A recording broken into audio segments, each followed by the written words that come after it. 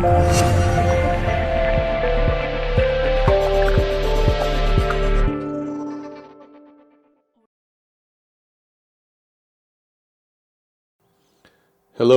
and welcome to Camera Review.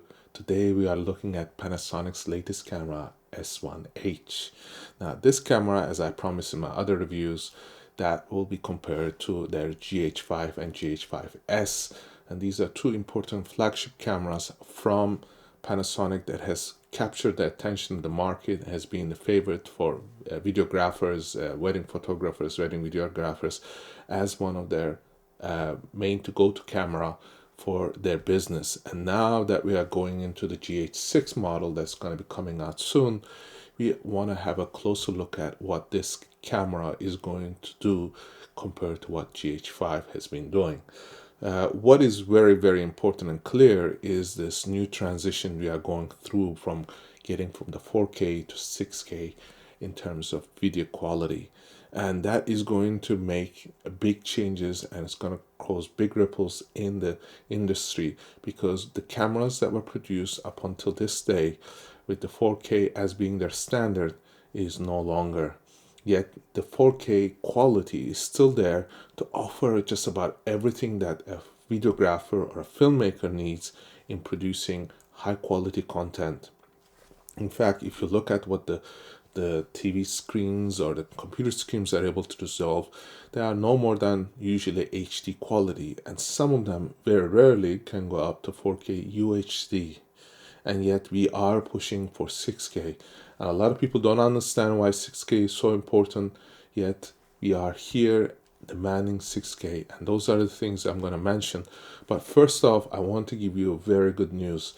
At the end of this video, I will provide you more information on that, but right now you can go down to the description section below of this video and find out two great deals on the GH5 and GH5S, as they have come down over $500 in their price tag. You're going to see the GH5S, which was selling for $2,500 range, it's $2,497, has dropped to under $2,000 at $1,997. Similarly, if you look at the GH5, which has been around for quite a bit of time, it has gone from $2K down to $1,500. So those are great bargains. Yet we have to ask ourselves, is it worthwhile the investment? Is it the kind of investment that you should be making in your filming or video business, or as a camera that you want to use for a long period of time?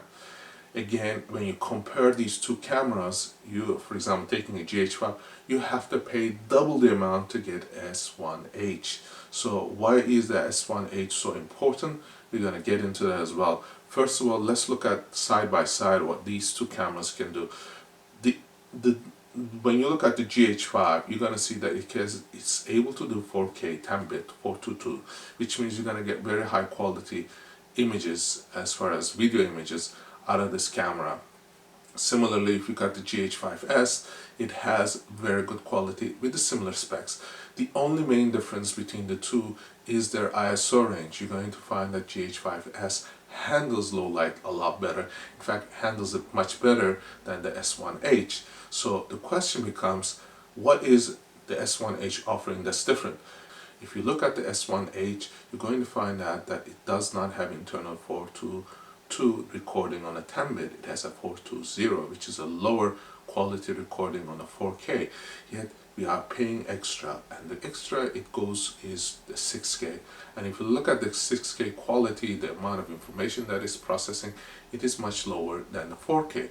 So you might be asking, how come you're recording in 6K but you're getting less information than if you were recording in 4K? And that the answer is, there is too much information to push through. They have reduced the amount of information that is passing through their processor into the memory and the buffer to gather that information. So there is a significant amount of information that is being deleted or compressed in order to make that information available as in a 6K mode. So what happens when you have a 6K that you are going to use, for example, in your video editing? What you're going to find out is that 6K is designed for you to reframe the image. You can do various movements, slides, and or zoom ins, or you could do crops in the image, or you can reframe the image in a way that you want that will work for you if you have a 6K image. Now 6K image is wonderful, except that it is going to limit you in certain respects, because what you'll find is that there is a lot of information that is being lost. The more information you have, the more data that you can process, the better the image quality is going to be in terms of color, in terms of the ability to get more dynamic range, and the ability to make corrections, recover highlights and shadows. And that is why it is important to have very good information database to start with when you're doing editing. It is for that reason, looking at this camera S1H, you're going to find out that 6K is there. They are announcing that it's a 14 stop range, dynamic range, which I hope will be done through a testing to confirm that numbers. We have a lot of companies that come out and say we have 14 or we have 13, and then when you look at the exact calculations, you find that it's not 14, but it's 13 and a half or 13 or 12 and a half at certain times.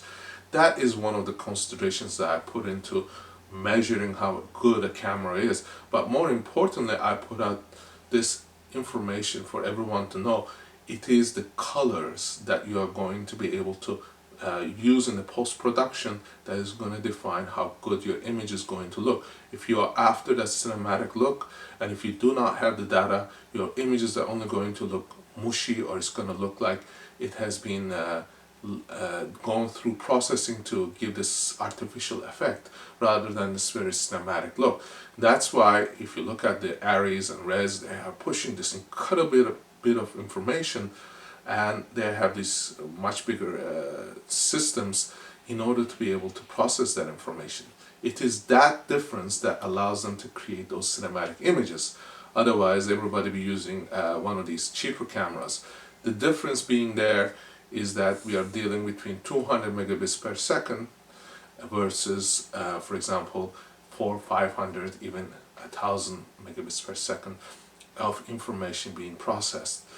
Again, looking at these specs, I can tell you that if you were going just for the 4K, GH5, GH5S are the cameras that I will look into in terms of getting them.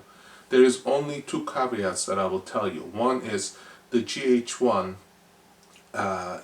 through GH5, they have had a development period where it was tested, it was referred, it was perfected over a period of time. Now we're looking at this S1H, which is a newer model, and we're seeing that they are still working on that, getting into full frame. The full frame is wonderful, which I'll get into, yet what we're seeing is the main difference between these two is that the V-Log on the older GH5 models like the GH5, GH5S, you're going to find that they don't allow you to have the full usability. On the S1H, you can have the full spectrum. So the information that you're going to be able to process through V-Log is going to be there to a certain extent, except the information is going to be less. So that is going to make a little bit of difference. But if it was given to me and said you have to make a choice between in 4K going whether you should choose the one S1H or if you're going to choose the GH5 internal recording wise, I'll go with the GH5 or GH5S. It is because these are benefits that this camera affords, GH5 affords, that is not available in the S1H. A second important consideration, as I mentioned earlier, is the ISO range. You're going to find that the GH5S has incredible dynamic range when it's doing recording in low light circumstances, because what happens is it is able to get a lot less noise and a better recovery of shadows. And for me, that is a very important factor when I'm doing editing, when I'm looking at images and I go, how much of it did I recover, how much of it can I see, and how much of it gives me a three-dimensionality. If you look at a lot of the images that have come out and from cheaper cameras, which I will not mention their names, you're going to find the videos are two-dimensional, very flat, and it looks like it just very video-like. What we want to have in terms of quality is a three-dimensionality, a vibrance, a thing that shows that it has the latitude to be able to go either in a film direction or video direction. It is only a choice that the post-production team will make along with the director or whoever is filming. That is the key point. And if you look at these numbers, as far as the numbers are concerned, the ISO performance of the GH5S is much better than what we have in terms of in S1H. Another important consideration which is going to come up repeatedly is the full frame. Yes, there is a full frame. The full frame that is coming with the S1H is using a much bigger sensor, allowing you to get better use of the light that is available there. Yet, again, when we look at this, that full frame is underutilized in terms of information that is not being used. They could put a lot more information through to capture a lot more details, a lot more dynamic range, a lot more information. In that respect, I think S1H is a great camera for all-purpose camera, hybrid camera, if you're doing photography and video. On the photography side, 24 megapixels may sound like, sufficient, and which it is in certain respects. Yet when you look at the general direction the photography industry is going, you're gonna find that there is a big war that's being waged right now between companies like Sony and Canon and all the other ones on the front of getting as much pixels in. That's why we have S1R, because we are trying to get as much information as far as image quality and detail through having bigger and bigger megapixels. And this is what is going to happen with a lot of these cameras. We're going to look at them and go, that 24 megapixels is not sufficient, is not enough as it was back in the day when we were working with 8 megapixels or 12 megapixels, and we found out you could do a lot more when you had 24. Now we have 50. We're going to find out 50 is going to be like the benchmark that we're going to look for when we're buying a camera for photography. GH5 has 20 megapixels, so we're looking at that 20 megapixels and you're saying that is on a micro four thirds, and you go into 24, which is a full frame. So what has happened is the pixels on a surface of the sensor is larger on the S1H. It is good for low light gathering capabilities. Yet what we look at is how much of that information has actually been gathered and pushed through when you're using the S1H, and that is where the numbers are going to speak for themselves. That is what I look for in terms of editing information. So on the other side of that argument is the fact that if you bought already invested in the micro four thirds system with their lenses, we have incredibly good lenses on the Leica front, which is very good for this kind of applications, and for other applications you're going to find that their lenses are a lot cheaper than buying full frames. So investment wise, you're investing in an ecosystem, and the GH5 ecosystem is far cheaper than investing in a full frame. The question here is whether you're going to be able to stick with the 4K. How long is that 4K going to serve you? In my point of view, if you had the 4K quality and you were able to deliver this image, it can last you for years and years, unless you decide that you are not happy with the 4K. I am very happy with the 4K. I've shot with 4K for many years, even before it became the standard. Now we're looking at the 4K and going, is the 4K enough? 4K is enough if you're doing anything that is related to online presence, videos, YouTube, Vimeo, all those applications. It is also enough for creating images for cinema, because 4K DCI technology, which is the 4096, that is the standard that has been given by the cinema industry as the way to go. If you think that is not enough, look at the Aries. They had 2.8, not 4K, 2.8. That is what they were working for years and years, and we were looking at it, goes, those images are incredible. That is because the images had carried information that was there to be processed and create amazing images through the post-production. If we don't have that information, having 4K, 6K or anything else is not going to make all that much difference. Also, when you look at the way these cameras are designed, you're going to find that the GH5 has 204,000, around that range of ISO, while the new one S1H has 51,200. So there is a big difference there. Yet, what we should also look at is what happens when this camera, the S1H, is doing 4K. And what is it doing when it's recording? It does go to super crop, which is super crop 35, which is an APS-C type of size. And you're going, I lost all that advantage I had with the full frame. So that is something to consider when you're doing, for example, slow-mo, 60 frames per second. These are things that needs to be taken into consideration. So are you getting actually more if you pay 2 times the price of a GH5?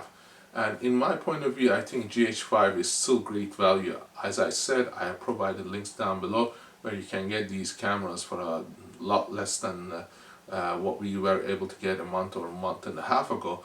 And the fact that you can utilize the advantage of a system that is being proven and being tested for quite a bit of time by people who use it on an everyday basis. So you're not taking a chance as much as you're taking a chance on the S1H.